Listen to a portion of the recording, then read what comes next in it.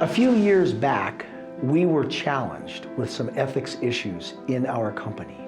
And Kurt raised a question. Do you have the same level of organizational response to an ethics issue that I know you have when you're dealing with operational issues?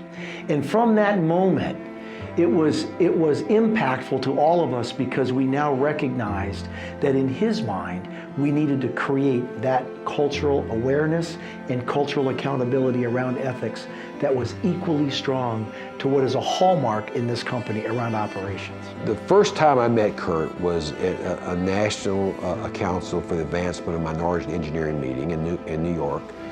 And it was his last board meeting as a director, my first board meeting as a director. And he was walking through the halls. It seemed like a rock star. Everybody wanted to shake his hand. Everybody wanted to congratulate him for the job he's done. And then he comes in to make a talk to our board, and everybody gathered that day. And it was so inspiring. He talked about the need for minorities in engineering. But it was not just a message to the minorities in the room, it was a message to everybody in the room. He's an honorable, he's independent, he's dedicated, he's a family guy, he has great character, he's morally straight, he's got a great compass, and he shares all that every time he talks.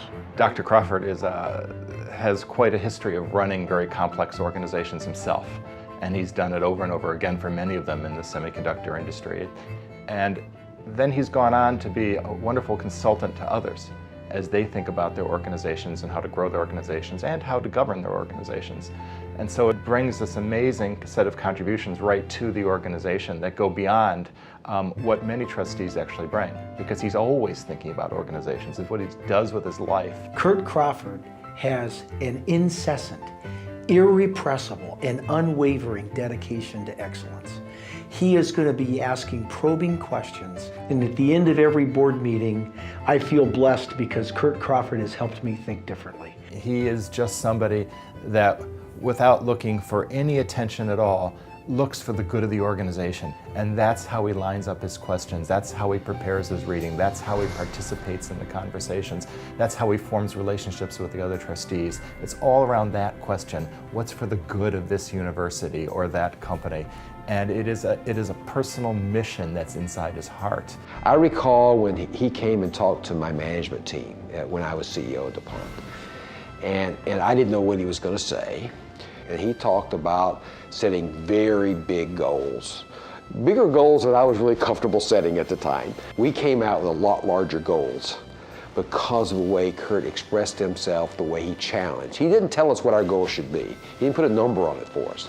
But he said, we will accomplish so much more if we go for those very large goals. And even if we fall a little bit short, we'll do so much better than if we set safe goals that we can always meet. That moved me a lot when I saw how Kurt moved our group, and we've done that very much in DuPont with his guidance. There's a selflessness to sitting on a university board because there is no remuneration for it. And in fact, it's an incredible commitment of time. It's an incredible commitment of energy that you could use in many other ways. But when I think about his generosity, I think of it more in terms of what he does for our students. He's a trustee, to be sure, but beyond that, he looks at DePaul's students and he says, who needs a lift up? And he has provided scholarships for year after year of students to actually get through DePaul, especially students who couldn't help themselves otherwise. And I think when you talk about Curtis Crawford in that vein, he's a good hero. He's a good role model, and I look at him as a mentor. What we've done in recent years is we've actually flown students from Chicago to California who have been the lucky recipients of his scholarships so that he spends time with them. And they literally almost sit at his feet as he talks to them about their careers, as he talks to them about business, as he talks to them about what their futures might hold. And it is better than almost any 3-credit class they could take. Kurt is the kind of person that if you're dealing with any problem, a board problem, a business problem, a personal problem, you pick up the phone and call, he's going to be there. He's going to have some very good advice. And I can't imagine a better thing to say about someone. When I think of Kurt Crawford, I think of an incredible intelligence, I think of someone who's got a great sense of humor, but also has a great heart. He brings a practical experience to what he's doing. And I think that's very refreshing, because this is a new age of governance of boards. And we're still learning. We're not finished yet. Kurt's work is not finished yet. I think it's important that we recognize somebody who is not only good on a personal basis, but somebody who is so unselfish in the pursuit of their endeavors that they're always trying to advance excellence in others. And that's defining for Kurt Crawford.